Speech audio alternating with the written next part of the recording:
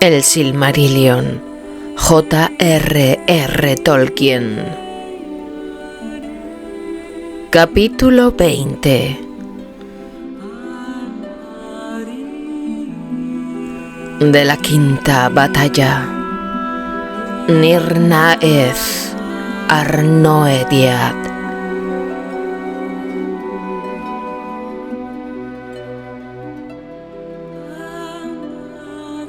Se dice que Beren y Lúthien volvieron a las tierras septentrionales de la Tierra Media y moraron allí juntos por un tiempo, como hombre y mujer, y adoptaron nuevamente la forma mortal que habían tenido en Doriath.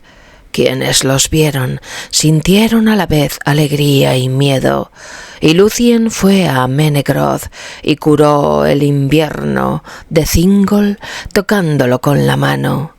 Pero Melian le miró a los ojos y leyó el destino que tenía allí escrito, porque sabía que una separación más allá del fin del mundo se interponía entre ellas, y no hubo dolor de pérdida más hondo que el dolor de Melian, la Maya, en aquel momento.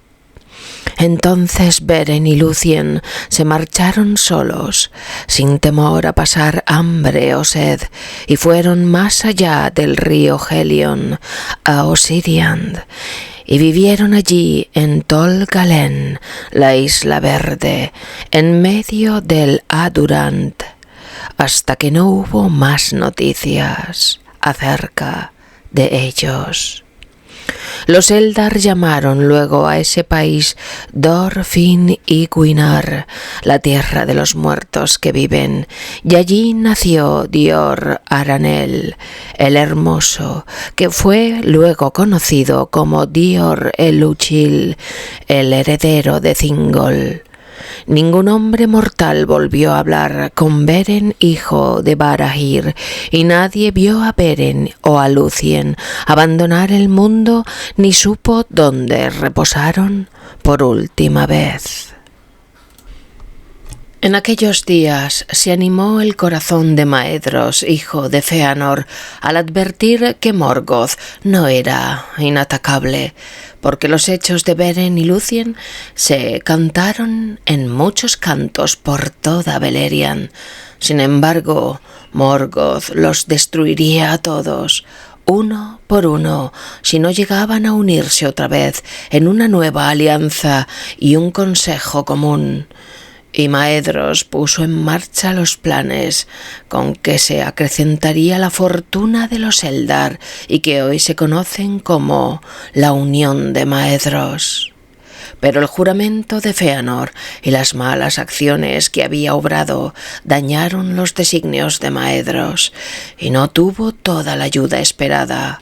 Orodreth no se marcharía por indicación de hijo alguno de Fëanor a causa de la conducta de Celegorm y Curufin, y los elfos de Nargothrond confiaban todavía en poder defender la fortaleza oculta por medio del secreto y el ocultamiento. Desde allí acudió tan solo una pequeña compañía que seguía a Windor, hijo de Gwyn, un príncipe muy valiente, y en contra de la voluntad de Orodreth fue a la guerra del norte, porque lamentaba la pérdida de su hermano Helmir en la Dagor Bragolac. Adoptaron la insignia de la casa de Fingom y marcharon tras los estandartes de Fingon y nunca regresaron, salvo uno. De Doriath tuvieron escasa ayuda, porque Maedhros y sus hermanos, obligados por el juramento, habían enviado mensajeros con altivas palabras exigiendo a Thingol la entrega del Silmaril o la enemistad. Melian aconsejó ceder, pero las palabras de los hijos de Fëanor eran orgullosas y amenazantes, y Thingol se enfadó mucho pensando en la angustia de Lúthien y en la sangre de Beren, con que la joya había sido ganada, a pesar de la malicia de Celegorm y Curufin. y toda vez que contemplaba el Silmaril, mayor deseo tenía de guardarlo para siempre, porque tal era el poder de la joya. Por tanto, despidió a los mensajeros con palabras de desprecio. Maedhros no dio respuesta, porque por entonces había empezado a concebir la alianza y la unión de los elfos, pero Celegorm y Curufin juraron abiertamente dar muerte a Thingol y destruir a su pueblo si volvían victoriosos de la guerra, y la joya no les era devuelta de buen grado. Entonces Thingol fortificó las fronteras del reino y no acudió a la guerra, como tampoco ningún otro de Doriath, salvo Mablung y Beleg, que no estaban dispuestos a no participar en estos grandes hechos. A ellos Thingol los autorizó a ir con tal de que no sirvieran a los hijos de Fëanor, y ellos se unieron a la hueste de Fingon.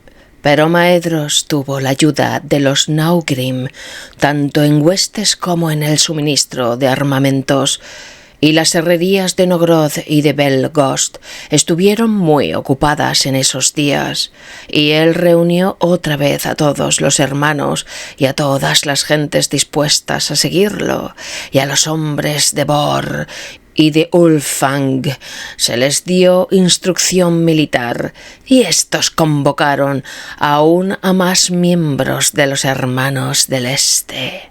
Además, en el oeste Fingon, siempre amigo de Maedhros, pidió consejo en Himring, y en Hithlum los Noldor y los hombres de la casa de Ador se prepararon para la guerra. En el bosque de Brethil, Halmir, el señor del pueblo de Haleth, reunió a sus hombres y les ordenó que afilaran las hachas, pero Halmir murió antes de que la guerra comenzase, y su hijo Aldir gobernó a esa gente.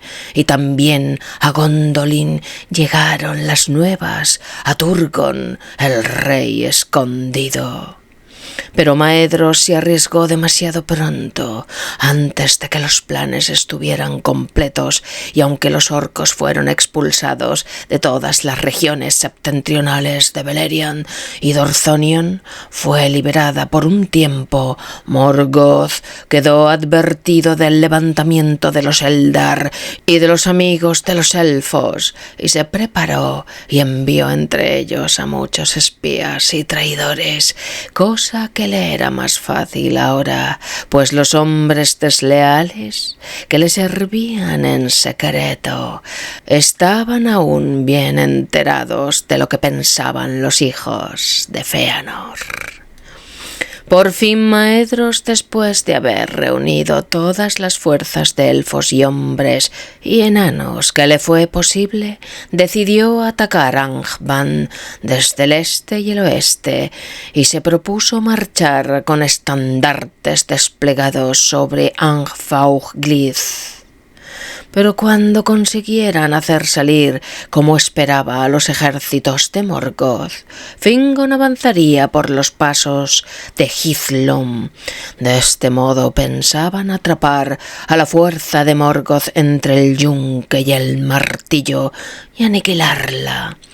Y la señal para hacerlo sería la luz de un fanal en Dorthonion.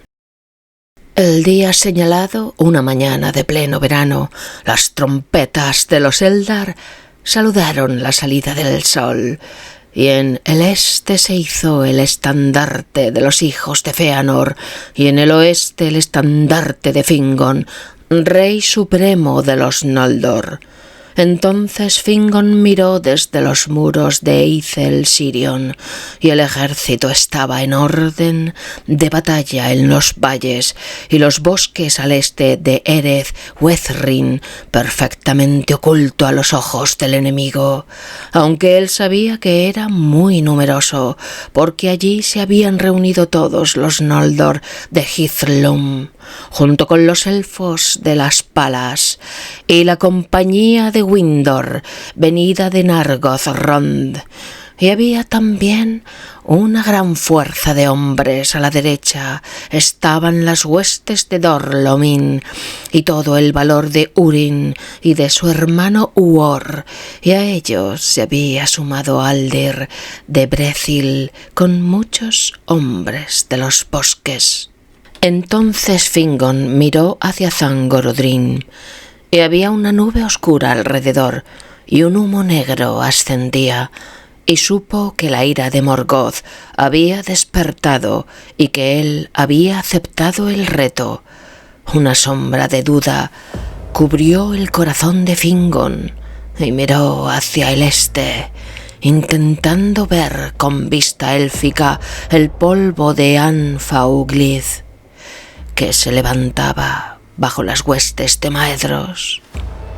No sabía que la marcha de Maedhros había sido impedida por la astucia de Uldor, el maldecido, que lo engañó con falsas advertencias de ataque desde Angband.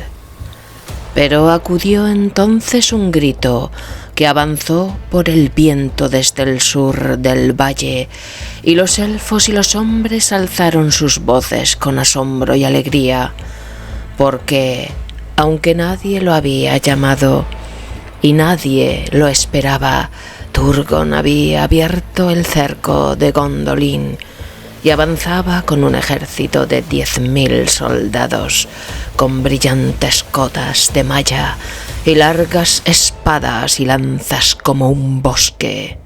Entonces, cuando Fingon oyó desde lejos la gran trompeta de su hermano Turgon, y a Fingon se le reanimó el corazón y gritó con voz fuerte: «Hutulien aure, Aya eldailie Har-Hatanatari, Hutulien aure». El día ha llegado, mirad, pueblo de los elfos y padres de los hombres, el día ha llegado. Y todos los que oyeron el eco de su poderosa voz en las colinas respondieron gritando: «Autailome». Ya la noche ha pasado. Ahora bien, Morgoth, que sabía mucho de lo que hacía y se proponía el enemigo, escogió esta hora, y confiando en que los sirvientes traidores podían detener a Maedhros e impedir que los atacantes se uniesen, envió a Hithlum una fuerza grande en apariencia, y sin embargo nada más que una parte de la que tenía aprontada, y estaban vestidos con ropas pardas, y no mostraban ningún acero desnudo, y de ese modo ya habían avanzado mucho por las arenas de Anfauglith antes de que fueran vistos. Entonces los corazones de los Noldor se enardecieron y sus capitanes desearon atacar al enemigo en la llanura, pero Húrin se opuso y les pidió que se cuidaran de la astucia de Morgoth, que siempre aparentaba tener pocas fuerzas y un propósito que no era el verdadero.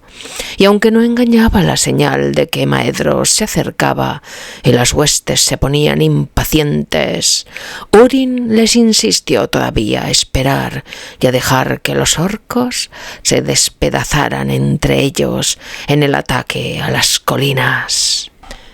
Pero al capitán de Morgoth en el oeste se le habían ordenado que hiciese salir prontamente a Fingon de las colmas por cualquier medio. Fue así que continuó avanzando hasta que el frente del ejército estuvo apostado delante de las corrientes del Sirion, desde los muros de la fortaleza de Eithel Sirion hasta las bocas de Rivil en el marjal de Sherech. Y las avanzadas de Fingon podían ver los ojos de los enemigos, pero no hubo respuesta al desafío del capitán, y la provocación de los orcos perdió firmeza cuando vieron los muros silenciosos y la amenaza oculta de las colinas. Entonces el capitán de Morgoth envió jinetes con señales de parlamento y cabalgaron hasta la obra exterior de Barad Eithel. Con ellos llevaban a Helmir, hijo de Guilin, el señor de Nargothrond, a quien habían capturado en Bragolach y al que habían cegado. Entonces los heraldos de Angband lo mostraron dando gritos. «¡Tenemos a otros como este en nuestra morada! Pero tenéis que daros prisa si queréis encontrarlos, porque cuando regresemos haremos con ellos de este modo». Y rebanaron las manos y los pies de Helmir y por último la cabeza a la vista de los elfos y lo dejaron allí. La mala fortuna quiso que allí, en los baluartes, estuviese Windor de Nargothrond, el hermano de Helmir, y la ira se le encendió en locura, y montó a caballo de un salto, y muchos jinetes lo acompañaron, y persiguieron a los heraldos y los mataron, y se internaron profundamente en el cuerpo principal del ejército. Y al ver esto todas las huestes de los Noldor se inflamaron, y Fingon se puso el yelmo blanco y ordenó que sonaran las trompetas, y las huestes de Hithlum saltaron todas desde las colinas en súbita embestida. La luz de las espadas desenvainadas de los Noldor era como un fuego en un campo de juncos, y tan fiera y rápida fue la arremetida que los designios de Morgoth casi fracasaron.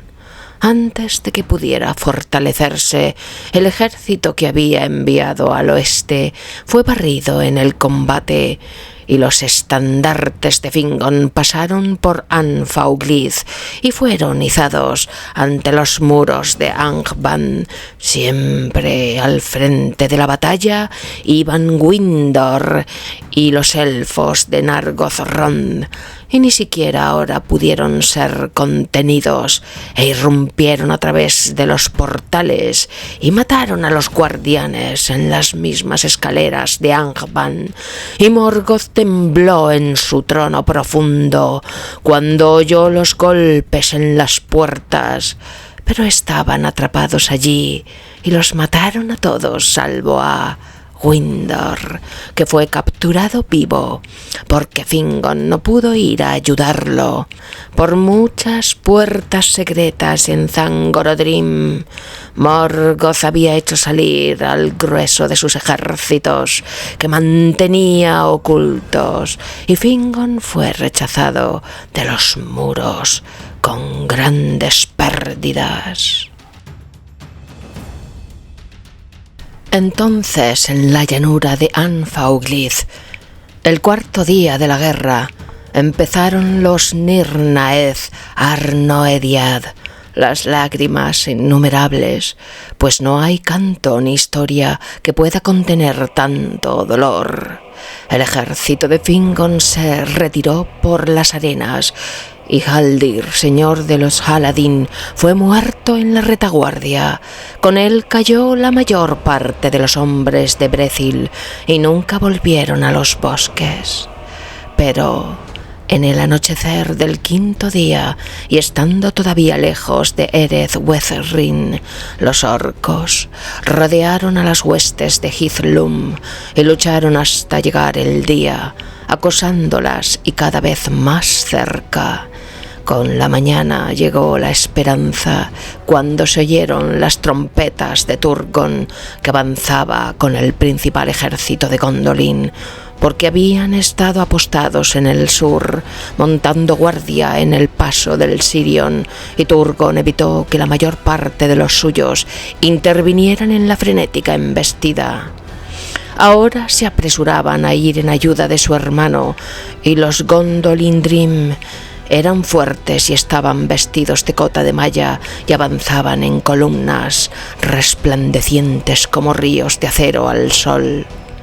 Entonces la falange de la guardia del rey irrumpió en las filas de orcos, y Turgon se abrió paso con la espada para llegar junto a su hermano, y se dice que el encuentro entre Turgon y Húrin, que estaba al lado de Fingon, fue dichoso en medio de la batalla.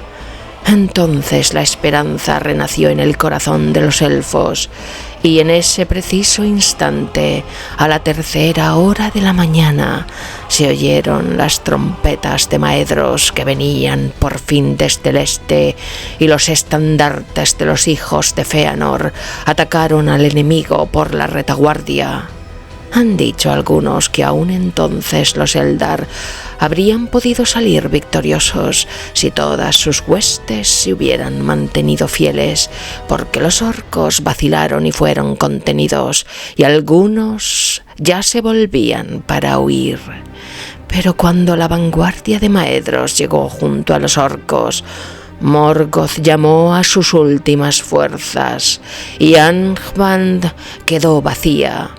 Llegaron lobos y jinetes de lobos, y llegaron Balrogs y dragones, y Glaurung, padre de los dragones. La fuerza y el terror del gran gusano eran ahora grandes, por cierto, y los elfos y los hombres se amilanaron delante de él, y Glaurung se interpuso entre las huestes de Maedhros y de Fingon, y las separó. Sin embargo, ni por lobo, ni por Balrog, ni por dragón alguno alcanzaría Morgoth su propósito, sino por la traición de los hombres. En ese momento se revelaron los planes de Ulfang. Muchos de los orientales se volvieron y huyeron, llenos de miedo y de mentiras, pero los hijos de Ulfang se volvieron de pronto hacia Morgoth y atacaron la retaguardia de los hijos de Fëanor, y en medio de la confusión llegaron cerca del estandarte de Maedhros. No cosecharon la recompensa que Morgoth les prometiera, porque Maglor mató a Uldor el maldecido, la cabeza de la traición, y los hijos de Bor mataron a Ulfast y a Ulwarth antes de morir ellos mismos. Pero como nuevas fuerzas del mal, llegaron hombres que Uldor había convocado y escondido en las colmas del este, y el ejército de Maedhros, atacando por 3 lados, se deshizo y se dispersó aquí y allí. Empero el destino salvó a los hijos de Fëanor, pues aunque todos fueron heridos, no murió ninguno, porque se unieron, y rodeados del resto de los Noldor, los Naugrim se abrieron paso fuera de la batalla y escaparon lejos hacia el monte Dol Med, en el este. La última de las fuerzas orientales que se mantuvo firme fue el ejército de enanos de Belegost, y así ganaron renombre, porque los Naugrim resistían el fuego con más osadía que los hombres o los elfos, y además tenían por costumbre en las batallas llevar grandes máscaras de espantosa apariencia, y les fueron de provecho frente a los dragones, y si no hubiera sido por ellos, Glaurung y su prole habrían quemado a todos los que quedaban de los Noldor.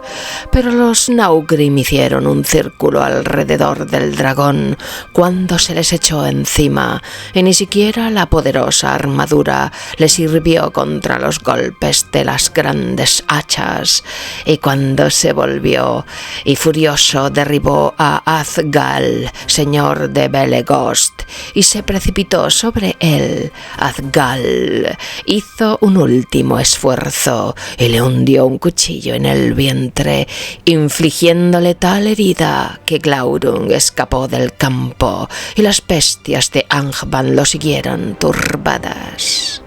Entonces los enanos levantaron el cuerpo de Azgal Y se lo llevaron, y con pasos cortos iban detrás, y las voces profundas entonaban un canto fúnebre, como si fuera un funeral en su propio país, y ya no hicieron caso de sus enemigos, y ninguno se atrevió a molestarlos.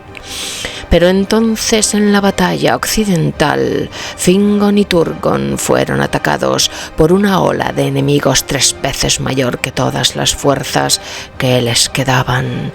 Habían llegado Gothmog, señor de los Balrogs, alto capitán de Angband, y metió una oscura cuña en medio de las huestes de los elfos, rodeando al rey Fingon y rechazando a Turgon y a Húrin hacia el marjal de Serech. Luego se volvió hacia Fingon. Fue ese un amargo encuentro. Por fin Fingon quedó solo con los guardias muertos a sus pies y luchó contra Gothmog hasta que otro Balrog vino por detrás y arrojó un cinturón de fuego alrededor. Entonces Gothmog lo golpeó con el hacha negra y una llama blanca brotó del yelmo hendido de Fingon. Así cayó el rey supremo de los Noldor y lo golpearon contra el polvo con las mazas y pisotearon el estandarte azul y plata en el barro ensangrentado.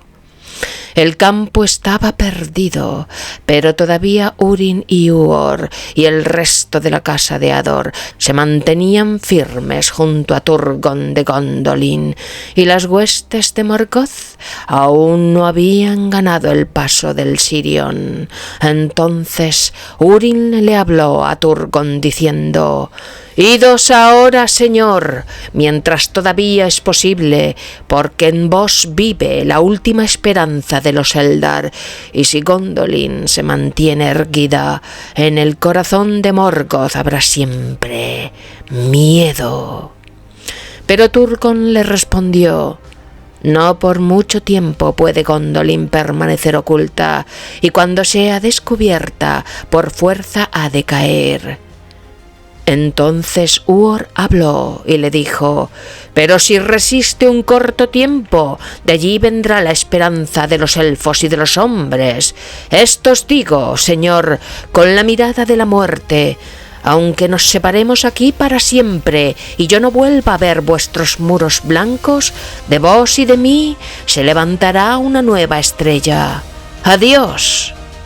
Y Maeglin, el hijo de la hermana de Turgon, que estaba allí presente, escuchó estas palabras y no las olvidó, pero no dijo nada.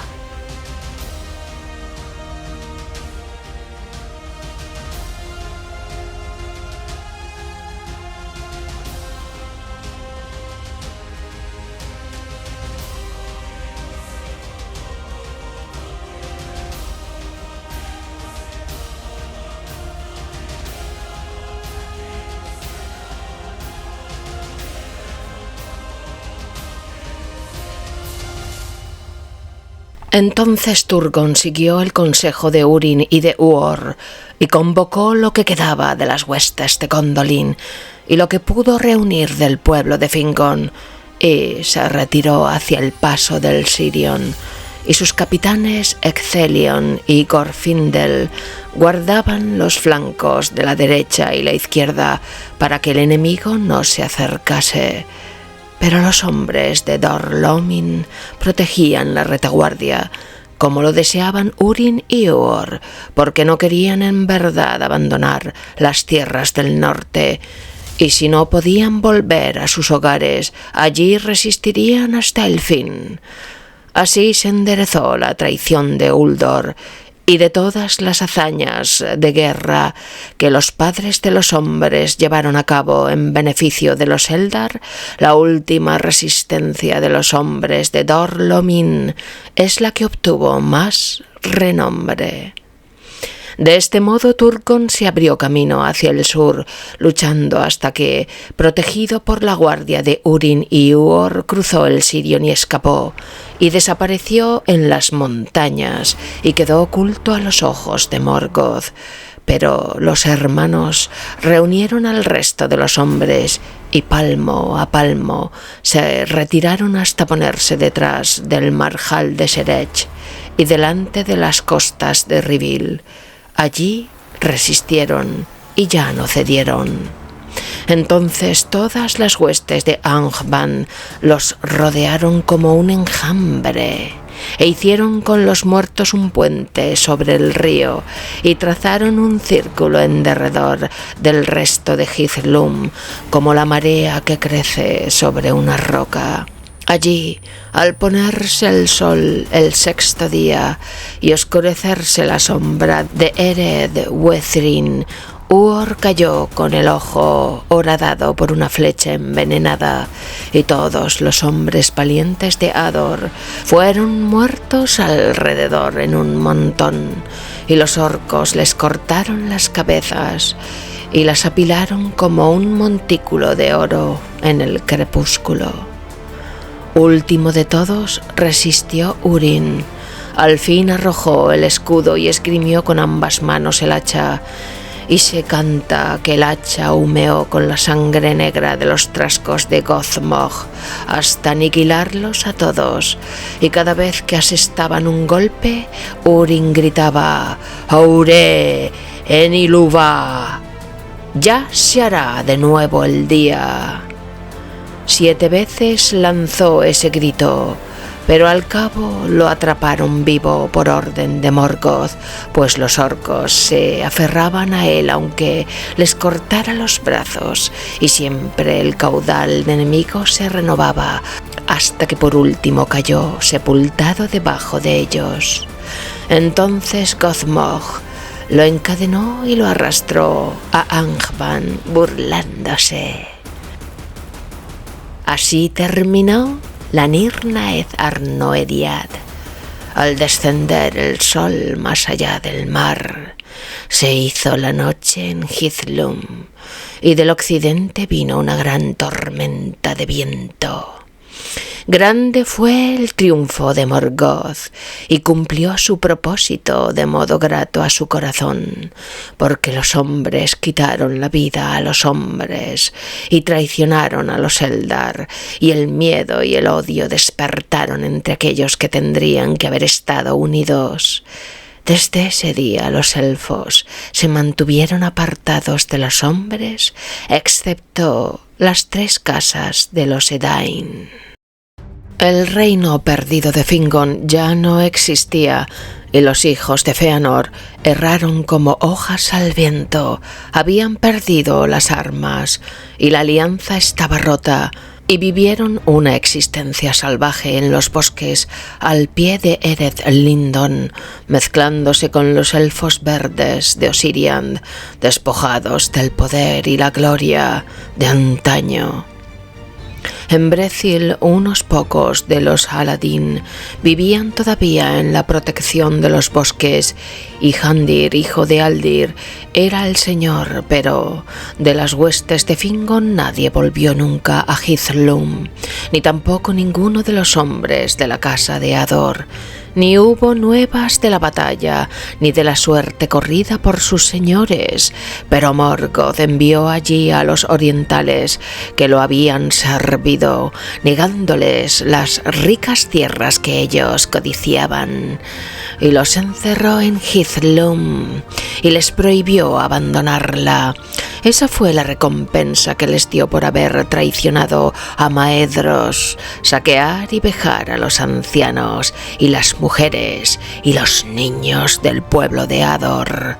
El resto de los Eldar de Hithlum fue trasladado a las minas del norte y trabajaron allí como esclavos, salvo los que pudieron evitarlo y escaparon a las tierras salvajes y las montañas. Los orcos y los lobos erraban sin traba por todo el norte, y avanzaban cada vez más hacia el sur, hacia Belenad, aún hasta Nantath-Ren, la tierra de los sauces y los límites de Osiriand, y nadie estaba a salvo en los campos ni en las tierras salvajes. Doriath no había caído, por cierto, y los recintos de Nargothrond estaban escondidos. Pero Morgoth les prestaba poca atención, fuera porque supiera poco de ellos o porque aún no les había llegado la hora en los oscuros designios de su propia malicia. Muchos huyeron a los puertos y buscaron refugio tras los muros de Círdan, y los marineros recorrían las costas de arriba abajo y acosaban al enemigo en rápidos desembarcos. Pero al año siguiente, antes de que llegara el invierno, Morgoth envió grandes fuerzas sobre Hithlum y Nefrast, y descendieron por los ríos Brython y Nenning, y asolaron todas las falas, y sitiaron los muros de Brythonbar y Eglarest. Llevaban consigo herreros y mineros y hacedores de fuego, e instalaron grandes máquinas, y con bravura, aunque se les opuso resistencia, quebrantaron por fin los muros. Entonces los puertos quedaron en ruinas, y la torre de Barad Nimras fue derribada, y la mayor parte del pueblo de Círdan fue muerta o sometida a esclavitud. Pero algunos escaparon por mar en barcos, y entre ellos estaba Ereimon Gil-galad, el hijo de Fingon, a quien su padre había enviado a los puertos después de la Dagor Bragolac. Este resto navegó con Círdan hacia el sur, a la isla de Valar, y construyeron un refugio para todo aquel que pudiera llegar hasta allí, porque se establecieron también en las desembocaduras del Sirion, y allí muchas naves livianas y rápidas estaban escondidas en arroyos y aguas donde los juncos eran densos como un bosque. Y aun cuando Turgon supo de esto, envió de nuevo mensajeros a las desembocaduras del Sirion y pidió la ayuda de Círdan, el carpintero de barcos. A pedido de Turgon, Círdan construyó 7 rápidos barcos y navegaron hacia el oeste, pero no hubo nunca noticias de ellos en Valar, salvo de uno, y fue la última. Los marineros de ese barco se esforzaron largo tiempo en el mar y por último, al volver desesperados, naufragaron en una gran tormenta a la vista de las costas de la Tierra Media. Pero uno de ellos fue salvado por Ulmo de la ira de Osé, y las olas lo sostuvieron y lo arrojaron a las costas de Nefrast. Se llamaba Boron-We y era uno de los mensajeros que Turgon había enviado desde Gondolin. Ahora el pensamiento de Morgoth estaba clavado en Turgon, porque Turgon se le había escapado y de todos sus enemigos era el que más deseaba atrapar o destruir. Y ese pensamiento lo perturbaba y le estropeaba la victoria, porque Turgon, de la poderosa casa de Fingolfin, era ahora por derecho el rey de todos los Noldor, y Morgoth temía y odiaba a la casa de Fingolfin, porque ésta tenía la amistad de Ulmo, el enemigo de Angband, y por las heridas que Fingolfin le había abierto con la espada. Y al que más temía Morgoth de todos ellos era a Turgon, porque hacía ya mucho En Valinor, la mirada de Turgon se había fijado en él, y cada vez que se le acercaba, una sombra le oscurecía la mente y tenía el presagio de que, en un tiempo todavía recóndito, la ruina le vendría de Turgon. Fue así que Húrin fue conducido ante Morgoth, pues Morgoth sabía que era amigo del rey de Gondolin, pero Húrin lo desafió y se burló de él. Entonces Morgoth maldijo a Húrin y a Morwen y a su prole, y les impuso una condena de oscuridad y dolor, y sacando a Húrin de la prisión, lo hizo sentar en una silla de piedra en un sitio elevado de Zangorodrim. Allí estaba, confinado por el poder de Morgoth, y Morgoth volvió a maldecirlo, y le dijo: «Estate aquí sentado y contempla las guerras donde el mal y la desesperación desolarán a los que amas. Te has atrevido a burlarte de mí y a cuestionar el poder de Melkor, amo de los destinos de Arda. Por lo tanto, con mis ojos verás y con mis oídos oirás, y nunca te moverás de este sitio hasta que todo sea consumado en amargura». Y así sucedió, pero no se dice que Húrin le pidiera nunca a Morgoth clemencia ni muerte, ni para él, ni para nadie de los suyos. Por orden de Morgoth, los orcos recogieron con gran trabajo los cuerpos de todos los caídos en la gran batalla y todos sus pertrechos y armas, y los apilaron en un montículo en medio de Angvaughrith, y era como una colina que podía verse desde lejos. Hauth-en Nendengin la llamaron los elfos la colina de los muertos, y Hauth-en Nirnaeth la colina de las lágrimas. Pero la hierba volvió allí y creció de nuevo alta y verde sobre esa colina, única en el desierto que Morgoth había provocado, y ninguna criatura de Morgoth halló jamás ese suelo, donde las espadas enterradas de los Eldar y los Edain se desmenuzaban en herrumbre.